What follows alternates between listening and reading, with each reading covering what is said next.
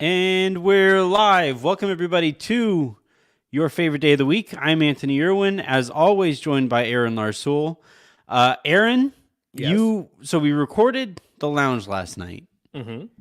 And then usually after we do something like that, we just kind of fart around for 5, 10, 15 minutes. Right. And then we all go our separate ways. Right. But last night we record and you immediately dip. And it made me text you like, hey, man, are you okay? Like, are Yeah. you all Yeah. right? And you Yeah. were like, I'm just kind of tired, Yeah. whatever. And I would say maybe about an hour or so later, an incredible Twitter night started happening. And I know how much you love those Twitter nights. So I actually thought about texting you like, hey, man, you might not want to miss this. So, yes. One of my favorite things on planet Earth, look, Twitter is a hellscape. Yeah. And I'm sure I will hear about it from the only person on Twitter. I don't even know what their handle is, but my arch nemesis on Twitter, the person that hates me the most on Twitter, is somebody that has Anthony Irwin Stan in their bio. So I'm sure I will hear about this from him or her. I don't know. But Twitter is a hellscape. But still one of my favorite things is the intersection of Black Twitter and NBA Twitter. Uh-huh. And when a night like last night, when something happens where those two things intersect and everybody gets to just fire off jokes, as long It as was incredible. as long as you or something you care about are not the butt of those jokes, it is an incredible happening. So I did wake up and saw some of it last night, and then fully caught up on it this morning. But yeah, it was quite enjoyable. And when the butt of the joke happens to be, well, I mean, I guess in this case it's two of my least favorite people, but my least favorite basketball person, or one of my least favorite basketball people, is Chris Paul. So when it is directed at him, yeah, it was pretty funny. I think technically the butt in this one is still Kim Kardashian, but I mean that's just Were another you matter altogether. attempting that pun? Is that what? Yeah, Yeah. that Okay. was that was a that was a Okay. All right. maybe a swing Yeah. and a miss, but Not one of your best, but okay. no. All right, so yeah, for full context, last night, right, basically the second to last I think tweet that Kanye fired off before Elon Musk kicked him off Twitter all over again. But I think this time permanently, no? I don't know.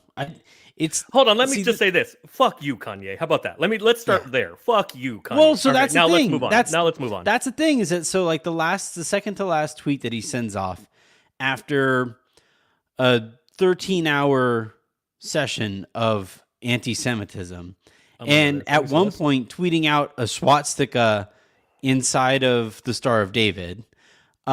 What finally gets him kicked off is making fun of Elon, which is just, if I could just summarize 2022, that's it right there.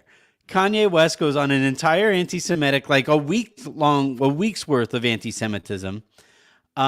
Then hops on Twitter, carries out on over onto Twitter, and what finally gets him kicked off is not the anti-Semitism. Nope. What gets him kicked off is making fun of Elon Musk. That's it. Like, Yeah, unbelievable. But yeah. So anyway, I guess here's the thing though, because all of the horrible garbage that he was spewing was not actually on Twitter. The clips of it and the video of it was on all over Twitter. But what actually got him kicked off was something on Twitter, was him doing things on Twitter. So I guess that distinction is fair. Well, no, again, but like the thing that he Kanye, did, fuck you. the thing that he did 2 tweets before he finally got kicked off wasn't what got him kicked off. What got him kicked off was the Elon tweet. He fired off the swastika well before that and had enough time to send off another couple tweets. But I don't want to get into like the serious stuff there. No. Let me say this. I had one tweet on the subject, and look, my tweets don't get a whole lot of interaction normally. I don't think this one did either, but I was proud of this one because I think it encapsulates it correctly. If you are in any way defending anything about Adolf Hitler, stop it. You're doing it wrong. That's it. Right. That's it. No, I objectively true. So Kanye, though, the second to last tweet that he sends is throws it out there that apparently he caught Chris Paul and Kim Kardashian together, which, like, Yeah. as soon as that came across the timeline, it not Chris Paul was trending at one point, and then Cliff Paul was trending at one point. Yeah. And it was just an incredible night. And as it was all going on, I fired off my couple jokes. I missed most of it. You're right. Yeah. As it was going on, I'm thinking like, man, Aaron would love this because of all of the central figures here. Yes. I'm not a huge fan of Chris Paul, first of all. I mean, look, I don't want the man's like, no, I don't want the man's like marriage ruin. Like I dislike basketball Chris Paul, right? Like I don't, and I think he's a bad teammate, and I think he's a prick, but like, I don't know the man well enough to actually wish ill on him in real life. I just dislike basketball Chris Paul. Yeah. Kind of like James Harden, right? Like, I don't know James Harden really. I've met him a handful of times. I don't really know the man. I dislike my hatred is basketball hatred, which is a different thing. I don't actually root against these people in real life. Yeah. So I don't want like any negative consequences for Chris Paul in real life. But as far as basketball, he is, I think, the person I like the least. So I really would have enjoyed it. And from what I've gone back and read the receipts of, it doesn't quite get to the level of my 3 favorite NBA Twitter nights, but it's like in the discussion. My 3 favorite Twitter nights are, or episodes, days, whatever, are, I think it was before Game 7. Topic. I think it was before Game 7 of the 2016 finals, and Amin Al-Hassan started doing this thing where famously Harrison Barnes just was like turned into, I don't know, basically Russell Westbrook as a jump shooter in those finals. And so Amin did this thing like describe Harrison Barnes, his performance as a movie title. So people were tweeting him like chitty chitty clang clang because he was just missing it, or 0 of 13 going on 30, or 0-4-13 going on 30. Yeah. Anyway, so that's one of them.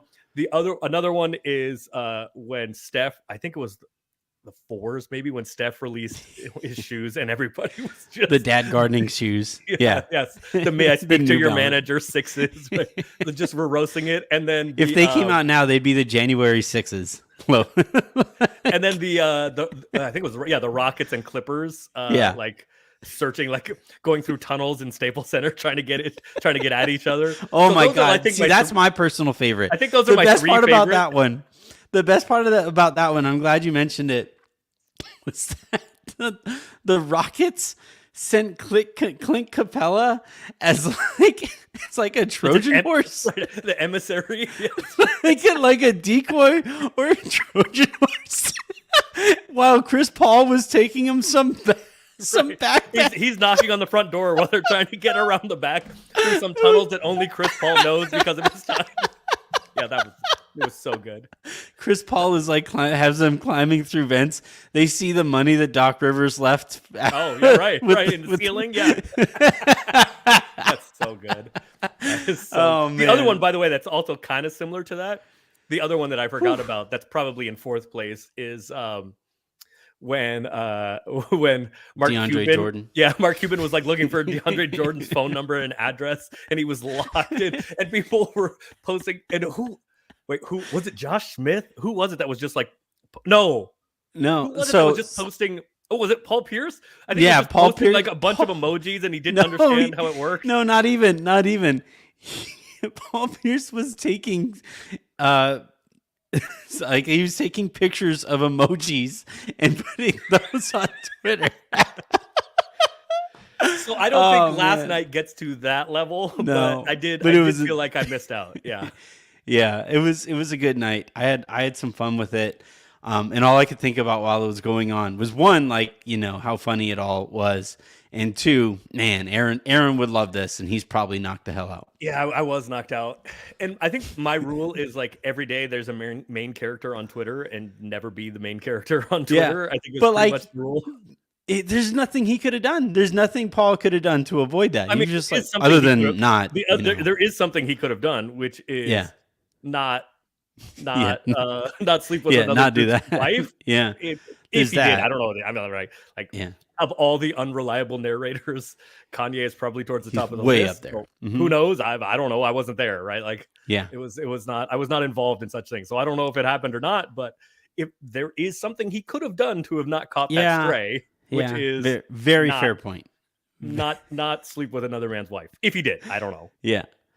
The But second thing that I it was wanted to funny. talk to you about before we jumped into Anthony Davis against Giannis tonight, which I think is going to be really enlightening. But um, I think I've created a monster. Okay. I think I have. Avery is my daughter through and through. I'm an incredibly stubborn person. She is well on her way to being that kind of stubborn. We're trying to potty train her right now. You're looking for parenting advice from me? No, I'm just ranting. Okay. Oh, Yeah. okay. All right. Oh Yeah. God, no. No. Right. Right. Does she like booze? So yeah, we're trying to potty train her. We've been trying to potty train her for a while now, and it's just maddening because like it's the kind She's of thing coming up on her third birthday. Yes. she just had it in Just August. turned 30. Okay. Yeah. Okay. And so like she's good with number one. Number two, she's just adamantly against. Will not do it. Okay. And we've tried everything. We've done the weekend with no underwear. We've done everything. Wait, what? That's a thing? I'm telling you, we've tried everything. So now we've moved on to the bribing portion of the proceedings. Yeah. And here's where I know that Avery is my daughter and that I have created a monster. Okay. I am very stubborn, as people have been, like as people would know, listening to these shows and listening to me talk now for going on a decade. I'm a very stubborn individual, and Avery, it turns out, is just as stubborn because, usually you tell a kid, all right, she loves using the tablet. She loves, obviously she loves gummies and she loves cookies and she loves toys. You got her on weed and you're worried about me asking her if she likes booze. You got her doing weed gummies. What are we doing? Like I said, I've tried everything. Whatever it takes. Yeah. so she's, but like, all right. Takes. Most kids, I feel like, though, you tell them to do something and they say, no, I don't want to do that. And then you offer them something that they like. And that's when they will change their tune and they'll do that thing. Right? Normally. Sometimes. I feel like that's most kids. Sometimes.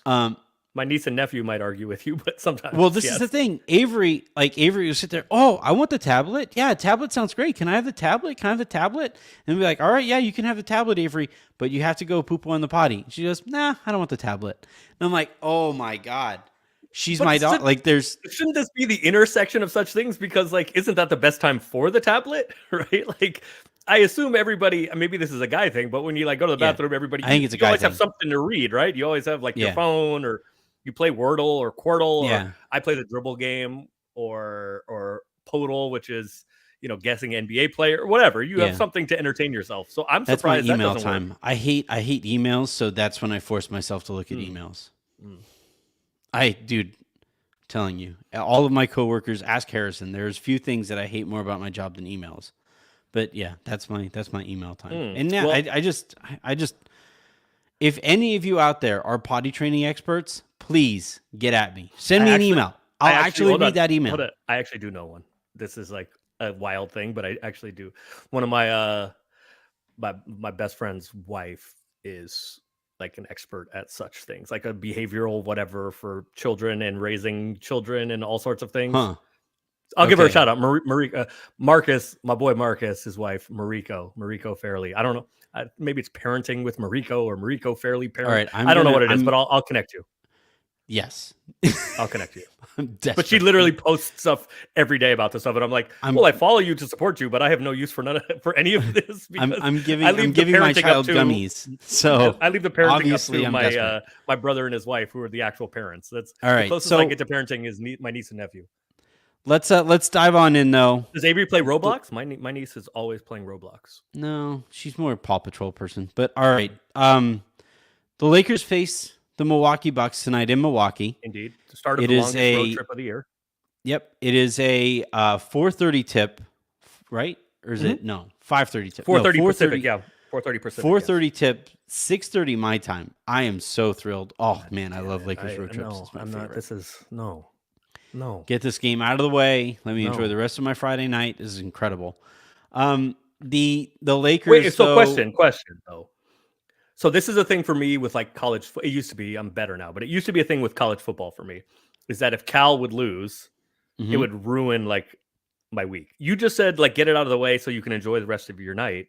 Yeah. Does it not? Do you not get affected by the Lakers like that? Like if the I Lakers used to, but they've that done a lot of losing over the course of like the second half of my life. do you think that's what it is, or do you think it is you getting older and maturity?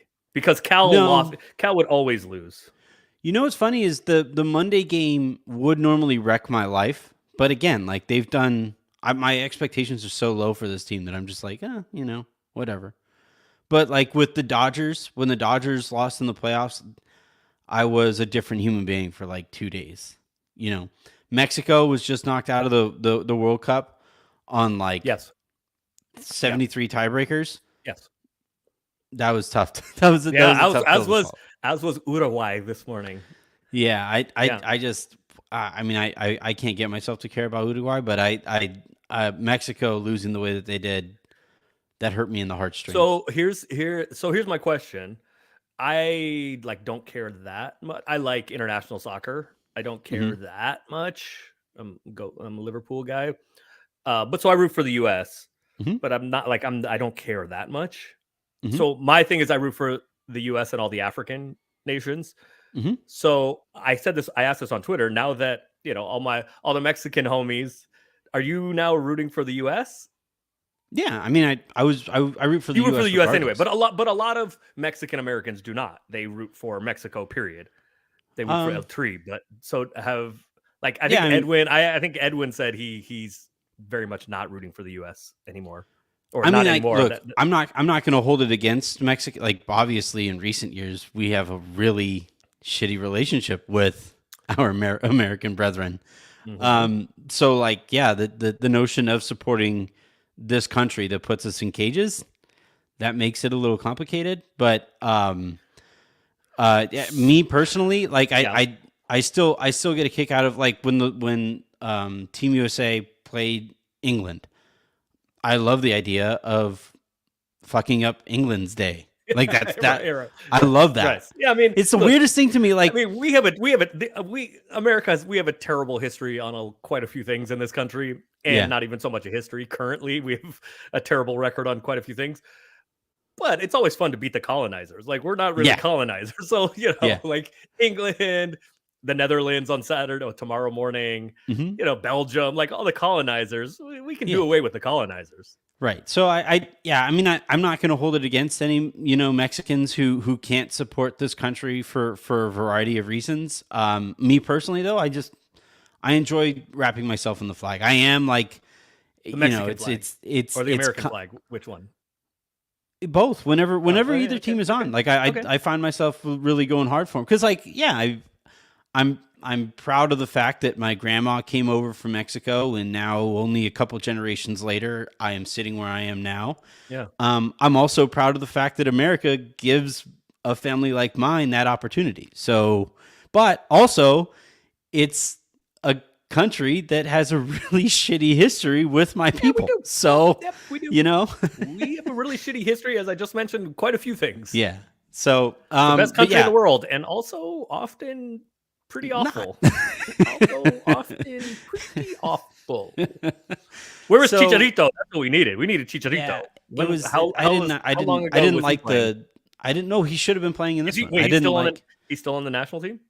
He's the still Mexican playing national for one of the LA soccer teams, but he should have been on this. He should have been on this squad. It was a mistake Should not he? to bring him. Isn't he? Yeah. He's my age. Should he actually still be on? The World Cup is this weird thing where I think players are better longer in the World Cup than they are in typical soccer formats, right? Like you only play a handful of games. You really have like you can put everything you have into those handful of games. It's not, it's not like your typical sporting season where, in basketball we play 82 games.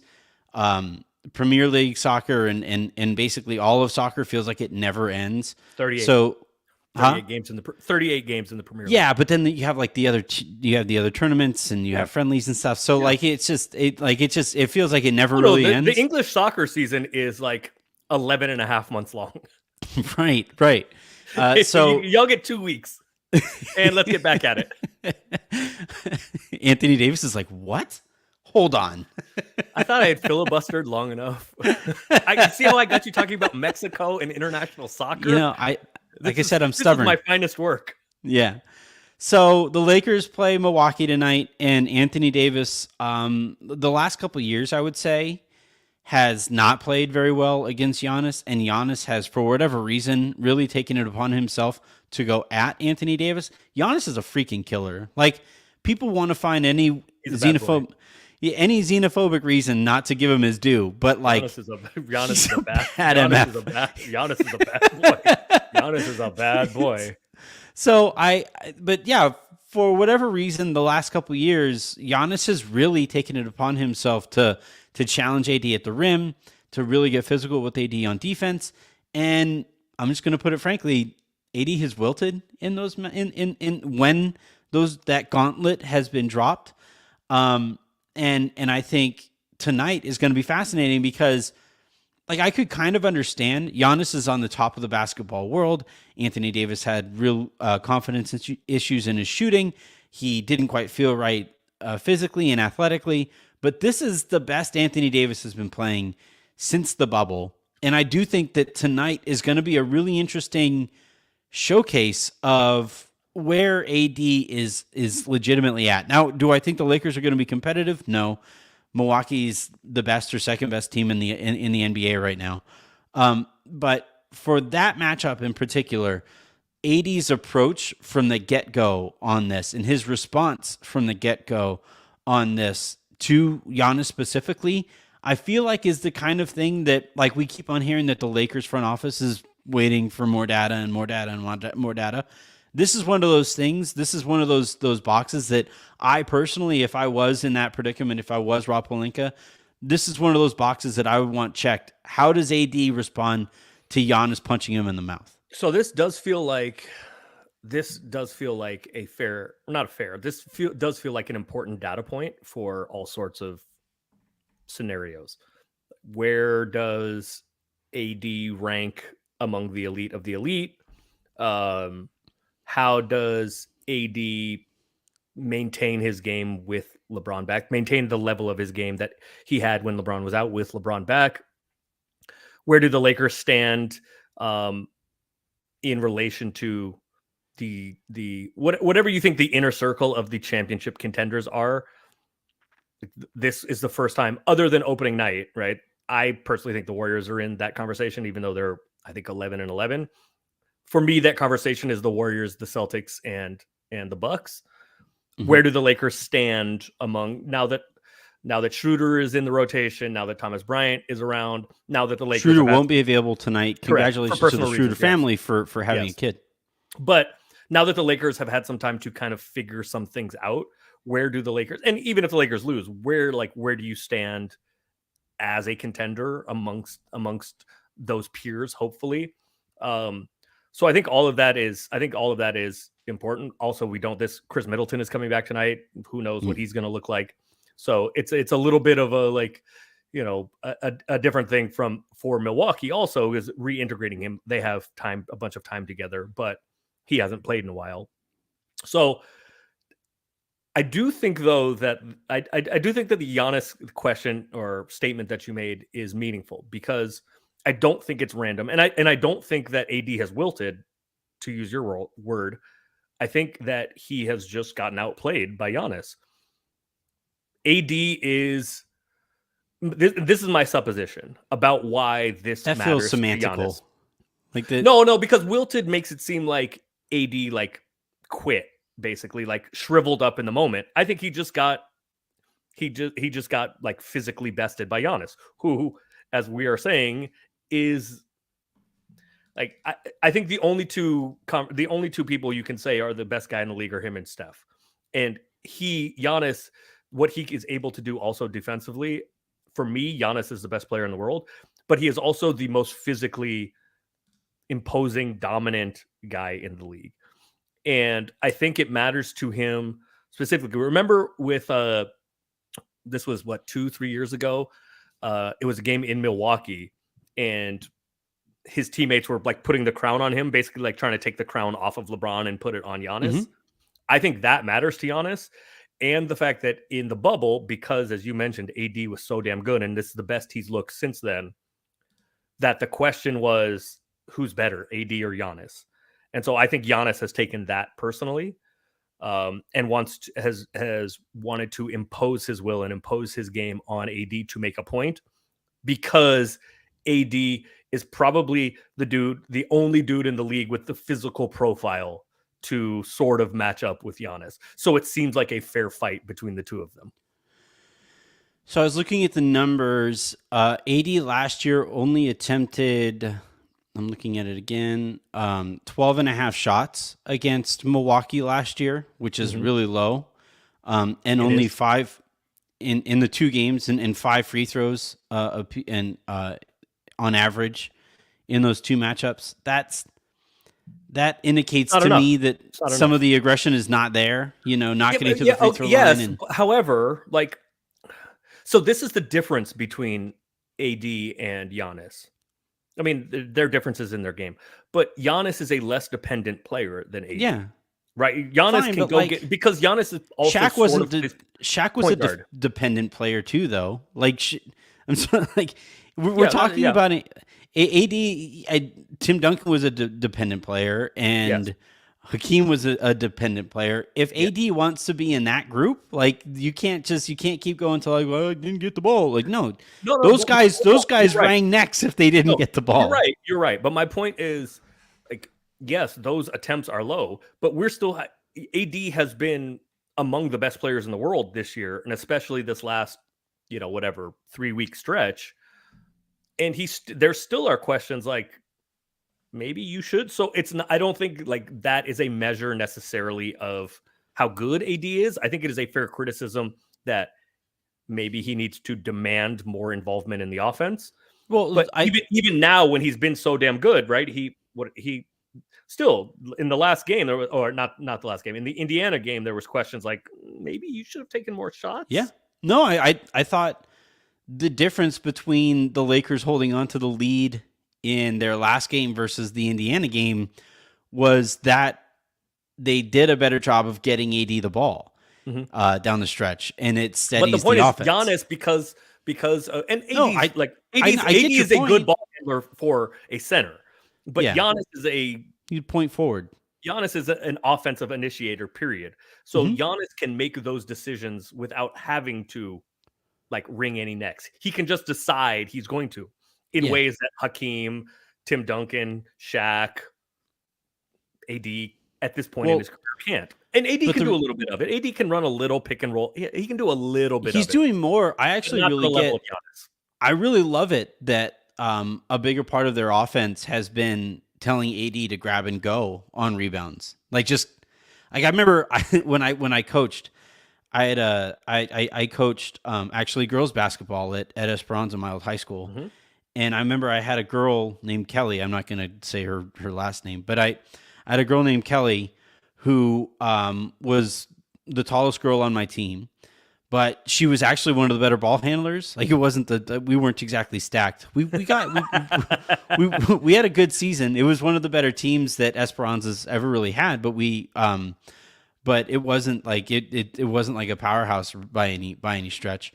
But so Kelly had been told by coach after coach after coach, you rebound, you outlet, you rebound, you outlet, you Find a rebound, guard, you yeah. outlet. Yeah, find a guard. Yeah. It's the dumbest thing that you do in high school sports regularly. It's like, just because you're big, you're not allowed to take 2 dribbles to the sideline to get the ball out, right? It's kind of like the soccer approach, where I played soccer. I was an outside mid, and I always thought that the most efficient way to get the ball down the field, if you can get it through the middle of the field and you have the passing ability to do that, cool. But if not, get the ball out wide, run line, and then clear it, bring it back into the back into the middle. And that's essentially what I told her was, hey, you get a rebound, turn, especially if you're on the left side of the court, she's left-handed, turn, take a couple dribbles, If you have a pass, a hit ahead pass, cool. If not, just keep on going. Fuck it, whatever. You're trying to turn her into Lonzo Ball, huh? Okay. Yeah, kind of. I just think it's a more efficient way to move the ball up the court. And I love that it's essentially what it seems like Darvin Ham has kind of told AD is like, especially compared to Frank last year. AD would get a rebound and he's a good outlet passer. He's a pretty good outlet passer, but I think he's a lot more dangerous when he gets the rebound and he's immediately turning up court and he's immediately taking 2 aggressive dribbles to see at least what the court looks like up ahead. Yeah, I mean that allows guys to run the channels, and yes, yeah. I think it makes him better. I also think it makes the game more fun for him. Like I remember telling Kelly that her face like lit up. She's like, "Really? wait, I can? What?" I was like, "Yeah, I do think one of my better players should have the ball a little bit longer." She was so thrilled. I coached my sister's team. My sister is actually she's staying with me now. I coached my sister's team. It was like the YMCA, I think it was. I coached my sister's team. She was 7 or 8, and she was tall, and she was never that into playing basketball, but was better than everybody else because my brother and I were better than everybody else. So she just kind of absorbed it. So our play was when she gets the rebound, because she was tall for her age and she could just dribble to the front of the rim and try to lay the ball. We used to beat teams like 28-4, and my sister would have 24 points because everybody was afraid of the ball, so nobody would stop her, and she would just calmly get a rebound and dribble to the front of the rim and make a layup. I felt like a genius. Yeah. I mean, but really though, like watching, obviously the NBA is a lot more complicated than 8 or 9-year-old girlfriend or girls basketball. But Indeed. But no, I mean, I think the theory of adding this to the Lakers offense as one way to initiate it has, to use a Rob word, dimensionalized their approach in transition. I really like it. And I do think that allows Anthony Davis to stay more involved in the game earlier on. And then I would just like to see them stay consistent with it. I know LeBron likes to pound the ball into the floor and pound the air out of the ball over the course of, especially when you get into the clutch.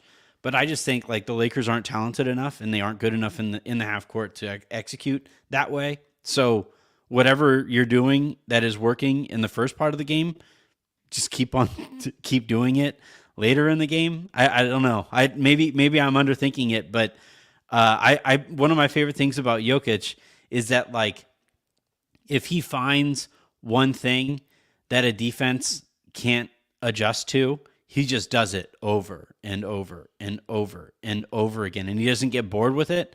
And I think sometimes the Lakers and Anthony Davis, because he's so talented, will find that thing, but actually go away from it on his own because he's so talented that he can get an open look somewhere else. And it kind of lets the defense off the hook. And I think this is one of those things. And just in general, the approach that the Lakers take earlier on in the game, going away from it in the clutch moments, has really kind of come back to bite them. But anyway, this is a giant detour. Two things on that, though, because I think you're right. But Anthony Davis this year his passing is improved some. It was probably the weakest part of his game. Yeah. It has improved less so when he is in the mid post and gets doubled. Yeah. So he has some really bad habits there. Him grabbing and going sounds very strange, but him getting a rebound and handling himself. Grabbing and going. Yeah, I think so. I think it has to be. Him being able to do that opens up some passing things for him, some passing options for him. But the other thing that it does is just what I referred to. It makes him less of a dependent player. And it really crystallizes, like, okay, like, are you the number one option? Do what you want. If you want to use this possession, if you want your usage to be whatever, like, his usage is never going to be, Harden and Luka levels, but whatever he wants it to be, him grabbing and going allows him to do that. Right. Yeah. And he is a skilled enough ball handler that he can bring the ball up court, and if he wants to get into, then he wants to back somebody down and get into the post, he can do that. If he wants to get a high screen and be the ball handler on a high screen and roll, he can do that. So then I think it makes it more like he's less dependent and makes it more obvious that whatever usage he is using or not using is his choice. Yeah, because he's empowered to do so. I said this on a lowdown earlier this week. I said I was going to say it to Harrison before he turned me into the Joker on Wednesday. But I do legitimately believe that the Lakers' ceiling this year raises if they become an Anthony Davis team more so than they are a LeBron team. I think what do you he's their think that best looks player like, right though? now. What do you think? Huh? Aaron, he's a better player right now than LeBron. He is. He's significantly better defensively, and he's better on offense at the things that he's good at right now than LeBron is. Like, LeBron is not as good. I still think LeBron... No, look, he has definitely had a better season than LeBron. I think LeBron's ceiling is still higher than AD's. The question is how frequently will LeBron reach that height? Yeah. And I think that's a fair question. And I don't know the answer to that. But I still think at their best, LeBron is still better. But I don't know how often we've seen the best of AD a lot more than we've seen the best of LeBron this year. Is that a permanent thing? Maybe. I don't know. The best of AD is better on, like, miles better on defense than LeBron. The best of AD is the best defensive player in the league.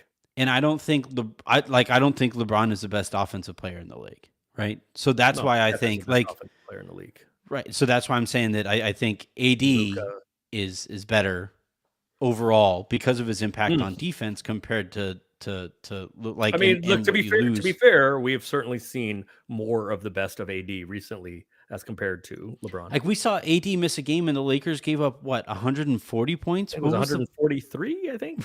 Yeah. It was 143. I don't think that was a coincidence. I think it was 143, I think. Yeah. So, yeah. No, actually, it was 138. The Lakers won 143 to 138. It was 138. Yeah. It was 143, 138. Yes. That's what I said. Didn't I say 130? 138? But yeah, I don't think that was a coincidence that the Lakers gave up that many points on a game that AD didn't play in. I think there's probably a correlation there. I mean, look, I don't know that he would. He's the defensive player of the year, in my opinion. I don't know. I think at his peak, he is probably the best defensive player in the league. As of right now, I don't think he would win it. I think he probably should, but I don't think he would win it. He wouldn't win it because, like, no voter is going to vote for anything Lakers. But the fact that he's making this roster relatively commendable regularly on defense is a fucking miracle. Oh, AD's a monster. Legit miracle. AD is a monster. AD's a monster. He's a monster. Yeah. And I also, like, I had doubts about Darvin Ham's approach with playing him in drop coverage. I thought it kind of took away some of what makes AD special. But it essentially, from what I have seen, it's basically made it so that he just swallows up the paint, and it's the most important territory on a basketball court. And it disrupts everything that offenses are trying to do because all offenses are trying to get into the paint, and him going into drop and essentially wiping. It's kind of like Richard Sherman used to in Seattle, where he would just get, like, that half of the field was just not in play anymore, you know? And I think what AD is doing is that, but with the most important territory on the field. So here's the interesting thing on the court. And this is why I think it is a fair question about what the Lakers center rotation or possible trade, etc., will look like, because Darvin has obviously brought this from Bud and from Milwaukee. And yeah, it's no coincidence that AD is playing like this. And as this is going on, those same principles that Darvin learned in Milwaukee have two other defensive player of the year yeah. So that's hopefuls. the thing. Yeah. So that's the thing. He is now playing, the drop coverage, the Brooke Lopez role. Yeah. Who, by the way, probably if the season ended right now would win defensive player of the year. So AD is playing which role. I disagree with.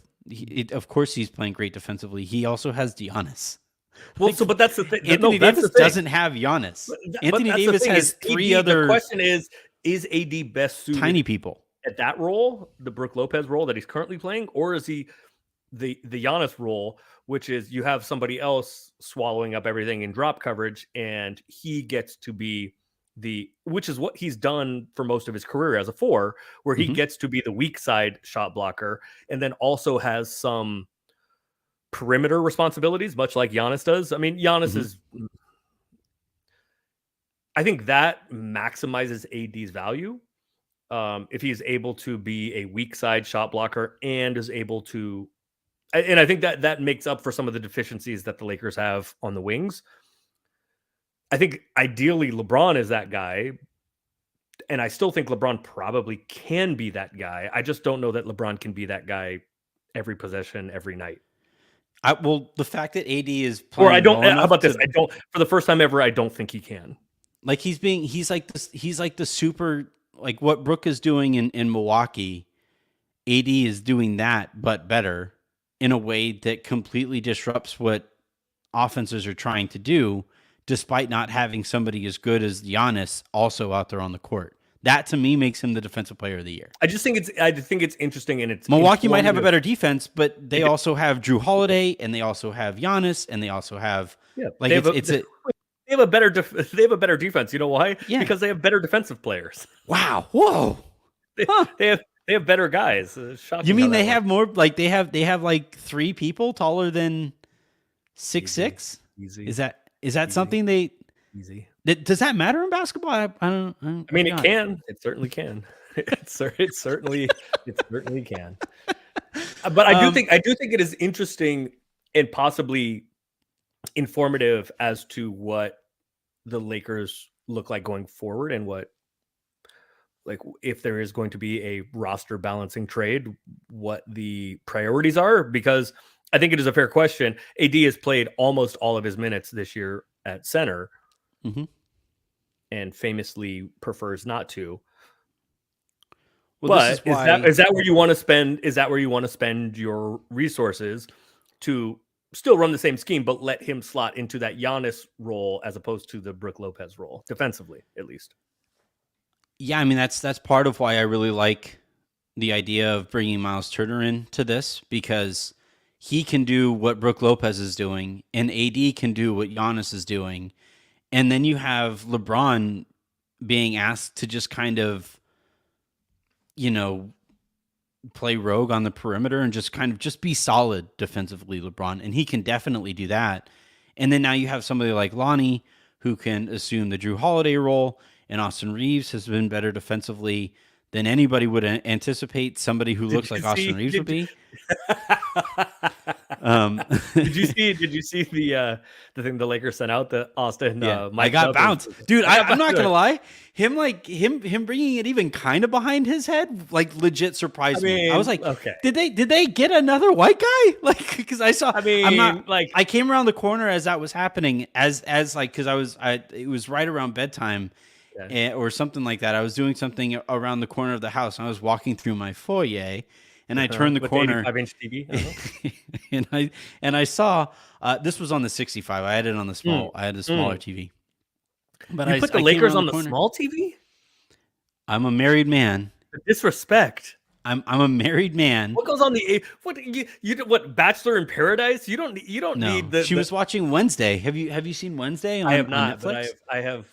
It's really good. I have heard good. I've heard good things. Yeah, I have not seen it, but I've heard good things. But why does Wednesday, which is not a visual thing? I mean, it's TV. Yeah, so it is. Visual, it's Tim Burton. Is it? Yeah, all right. Yeah, that's it's more. Really, all right. Okay. It is. And like that TV is hooked up to the Sonos, and that has better, like, the sound matters there. Well, you don't need the sound to hear Matt Ryan. It's not Matt Ryan. By Matt Ryan. You don't need the sound to hear Austin Reeves mic'd up? I have no. You don't want that in surround sound? No, with Sonos all over the place? there I have because I have that TV hooked up to the Apple TV, and that Apple TV works on my AirPods, so I can actually be listening while that's going on. Wait a second. Mm-hmm. You watch Lakers games with the sound, the AirPods, Yeah, in my and AirPods. your Why, wife's why wouldn't I? okay. I'm sometimes I'm actually watching Wednesday.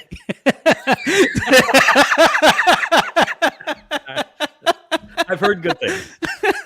I've heard good like things. tonight, Bobby. Well, no, because good tonight USC's playing in the Pac-12 championship, Yeah, so that's going to 4:30, yeah, I be think so, yeah. that's going to be on the main Or 4, maybe TV. it's 4. Yeah. Yeah. So On the that'll main be on the TV. main TV. Why does and then you're every time so I don't mean it this way, but why does why do things that you're and I also another close friend of mine, I basically turned his living room into a sports bar and there's like 5 TVs in it. yeah. But why does every time you say this, it sounds like a strip club? Like, please welcome to the main To the main stage. stage. Like on this TV, please welcome to the main Caleb stage. USC and Utah. Williams. Yeah. USC and Utah for the Pac-12 championship. Oh, it's just like that. Perfect. As you mentioned that, there's 3 awful comments on our thing. All right, I'm gonna go ahead and block God, those. please So welcome to the main stage. Caleb Williams.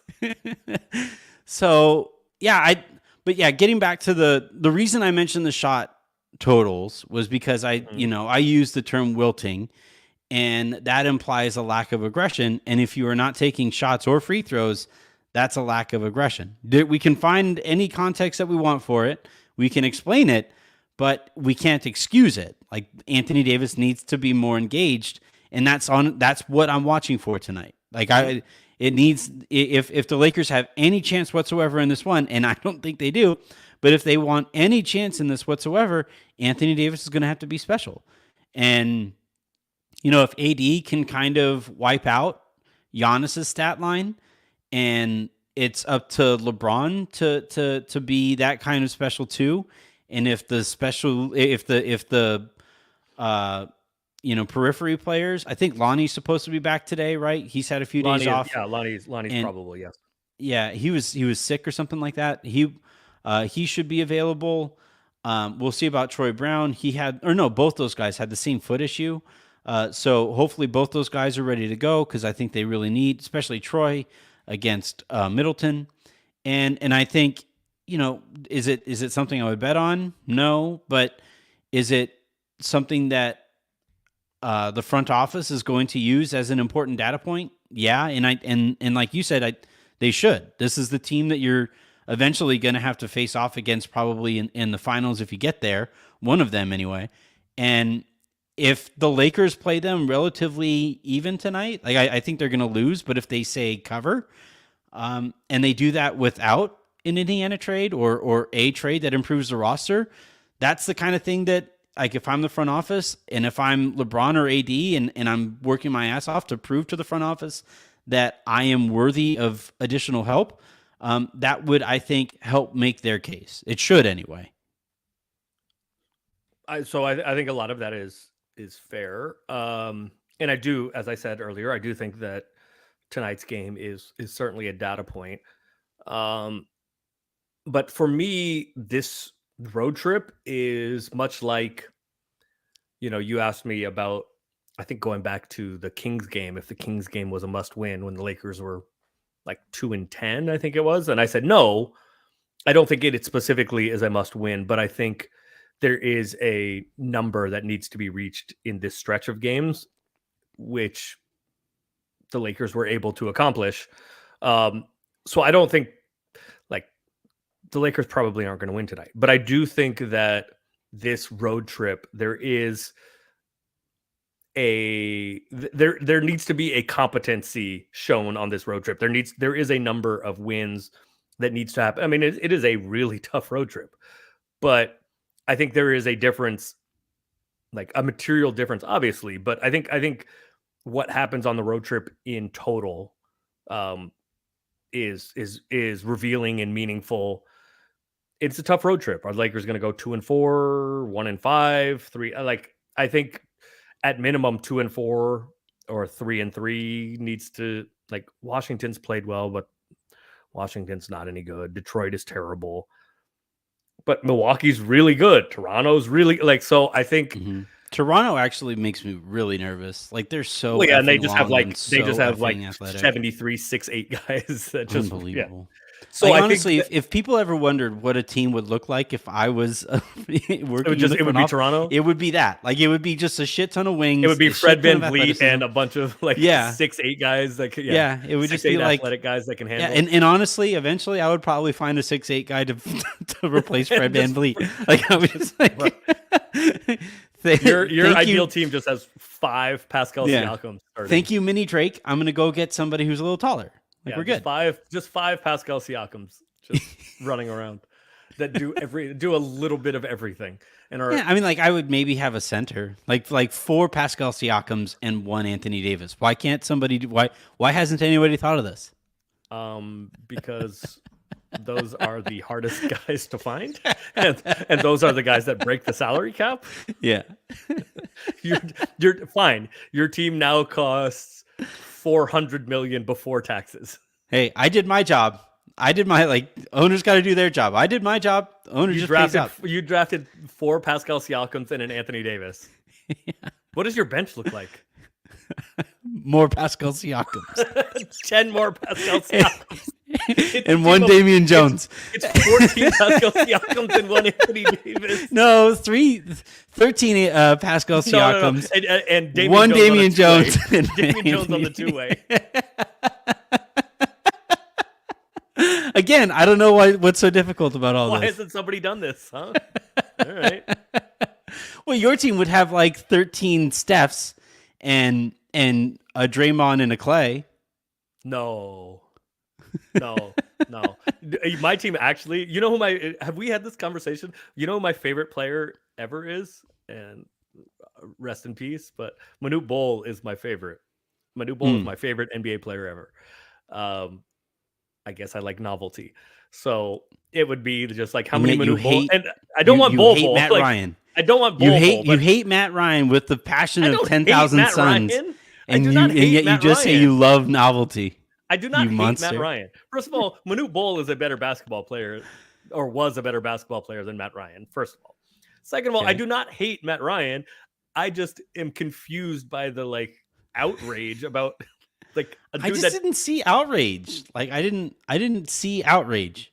Everybody's like, how could he possibly get? Well, I mean, what? What do you mean? This happens 100 times a year in the NBA. Again, I didn't see outrage on it.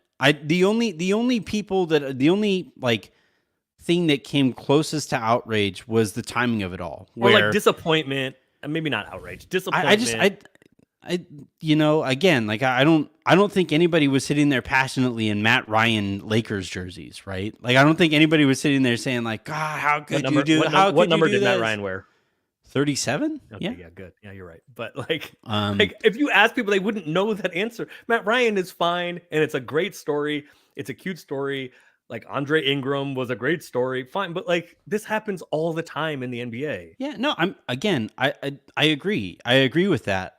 To me, the only thing that came closest to outrage, and even that was more just kind of annoyance, right? Was how are you going to have this leak? How is this going to leak? And whether it was the Lakers, whether it was his agent, whoever. But that assumes. I know. It was the Lakers. I'm not disagreeing here. I'm just saying that this is now twice that somebody lost their job and had to be asked about it minutes after losing their job gets leaked to the public. And that to me is bad practice. So whether that's somebody in the Lakers organization, whether it's these agents not being good at their jobs, whether it's some other agent for or whoever it is leaking that stuff, that's something that, I think the Lakers need to find a way to get back in check and get into a place where they can control it a little bit better, because I don't think there are very, very many other teams who are doing things like that. The Lakers are doing things like what? Well, where a coach gets fired and it gets leaked minutes after the game ends, right? There aren't very many other I haven't seen that happen with very many other teams. I haven't seen that happen with very many other teams where a player gets waived and it gets leaked before this person can It get out of the happens all door. the time. You just No, are I haven't. focused. You just don't pay attention. You just are focused on the Look, Lakers. maybe I'll look more closely for it, and when I see it, I'll call it out then too. I think it's a shitty practice if that is how this is going down. But it also your inference is that the Lakers. It's a shitty practice that the Lakers did. So what if? I'm saying. What if? I'm What not if? saying that it. I'm saying that. Hypothetically, I'm saying that it's something that they need to try to find a way. Try to find a way to get back under control, because Who it's is now they? happened No, twice who's in the they? last 2 years. Huh? Who's they? They being the Lakers. They're so- being okay. they So they let's- being let's go Lakers PR. Let's do a hypothetical.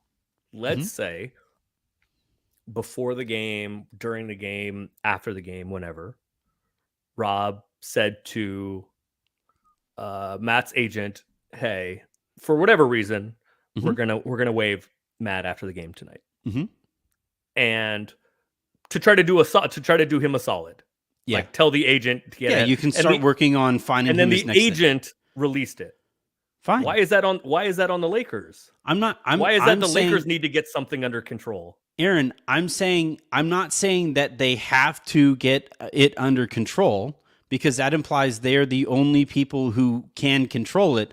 I'm saying it's something that they have to try to get under better control than they have had it over the last 2 seasons, where it has now happened twice. That's all I'm saying. I'm not angry at the Lakers over this. I'm saying that, like, their PR team needs to find a way to build better relationships, whether it's with agents, whether it's with other, the media, whoever it is. Like, their PR team needs to find a way to get this under better wraps, because, like, this is now twice that it's happened with the Lakers specifically. And yeah, like, I do pay closer attention to the Lakers. It's like the analogy I use all the time when people are like, well, so and so, like, that team over there is doing it. It's like, yeah, I cover this team. It's like my parents used to tell me all the time when I would say, like, well, that kid over there is playing on swings that he shouldn't be playing on, and my parents would say, like, fuck that kid. You're my kid. Wait, first of all, your parents didn't say fuck that kid. my dad was brutally honest. I'm not gonna lie. My dad would say, like, that kid could fall right now. I wouldn't care about it, because Right. I would help if he was really badly injured, but you're my kid. Right. You know? No. My point in saying the Lakers my are the point in team saying I'm that covering. is- yes. And I understand that. My point in saying this is not you specifically, but the coverage of this and the outrage is probably too My strong dad of a was word. Michael Jordan. Fuck them kids. And you're Les Snead, fuck them pigs. Yeah, right. Exactly. My point in saying that is not like, whatever, right? Like, I get pulled over for speeding and I'm like, hey, what about all those other cars that are speeding? That's not my Yeah, point. well, I got you. My point is, for the context of it, is the way that it has been presented. And outrage is probably too strong of a word that I used, but the way that it has been presented is like the Lakers did Matt Ryan dirty. Mhm. And my point is the context of it. Like, this happens around the NBA literally 100 times a year. Like, it happens all the time. So Well, this isn't like whatever we feel about Matt Ryan and how he did. Was he done dirty? Should he be Yeah. around? Should he be on the roster? Should he be playing? How did he play? All of that, fine. But this Right. is not like a unique Lakers, like, oh, the Lakers fucked this up. The Lakers No. did something. No, like, this is just the NBA. I'm saying that it's something they can try to get under better control than they have had it now happen to them twice, right? Like, I come from PR, right? The the top priority if you're in PR is to have really good relationships with reporters, whether that's, in my case, it was mostly with local reporters. In this case, it was Shams who leaked it this time. It was Woj who leaked it last time, or not leaked it, reported the leak. But if I was in charge of Lakers PR, I would go out of my way to build a really good relationship with those two people, Woj and Shams, and tell them, hey, if you get this information, at least let Matt leave the building before we leak it. Is that too much to ask? Like, and I would talk to other reporters. Yes, it is too much to ask. And I mean, well, it is too much. It is their for business Matt model. Ryan, I don't think It I is- don't like it's not if for Matt Ryan, I think they would say like it's their not. business model is exactly what we're doing now. Their business model is getting things out there, hopefully right. They're usually right. Hopefully Yeah. first. Usually But I they're would right like 89% of the time. But Aaron, first, I that's just the business saw model. Woj go an entire day and not report a Brooklyn Nets situation because of his relationship with Sean Marks, or not because of. I can't say because of, but I can say that he has a really good relationship with Sean Marks and did not report Yes. things about that So let me- situation. so then and all I'm let's- saying is that, like, for PR, your job right there is to build that good of a relationship where you can ask, you can say, hey, just hold off, just hold. Yeah. Let the dude leave the building. Let him let's be take a specific- shower. let's be Let him get specific out of here. here and Let's be not get specific asked here. about it by local reporters. That's not PR. That is It is literally public relations. No. It's You're saying the relationships Lakers. No. with the You're saying public. the Lakers PR team. The Brooklyn Nets PR team is not why Woj sat on that. If he did sit on it, that's not why he No. did. It's his relationship with the general manager. Sure, but I'm saying that a job, in my opinion, with my approach to it, the job is to manage that relationship, public relations. Like, it's right there in the name. It is part of it. No, yeah, it is part of it. And Yeah. like what I would say there, and look, they don't have to listen. They might not listen. They might not take you up on you. Hey, look, Correct. just and all I'm asking for is Matt Ryan's going to shower. He's going to take 20 minutes. He's going to get out of here. It's not like he's going to be surrounded by a scrum. Just let this guy leave quietly, and then we can report it 20 minutes later. That's it. And if they don't listen, then fine. I know that now moving forward, and I'll say fuck you to that reporter whenever that you reporter asks me for. Oh yeah, I will. No, you Dude. won't. Again, No, you this won't. is You what need- this is what I did. No, you this won't. is like You need literally- them. This is what the game is now. You need them. Again, I don't think I do. How many followers do the Lakers have on Twitter? 8 right? million, Like, last I checked. yeah, 8 million, something like that. I think they're doing just fine if it really comes down to it. Like, if it, again, this is all I'm saying is this is my approach to my, albeit way smaller job. Yeah. But I do think now that this has happened twice with the Lakers in 2 seasons, it is something that they can try to improve now moving forward. That's it. Like, So here's the dirty little secret and why you do need them and why you can't say fuck you to those guys. Because the information is a two-way street. Mhm. And yeah, it some of the guys with the behooves you best to get your spin out there through those two people. No, Yes. yes, but also, and you'll hear like, I'm trying to think who's a good example of this. Windhorst doesn't say this that much. Zach Lowe will say it a bunch. He will say it on his podcast a bunch. If Shams, Woj, and Chris were being honest and podcasted more, they may say this.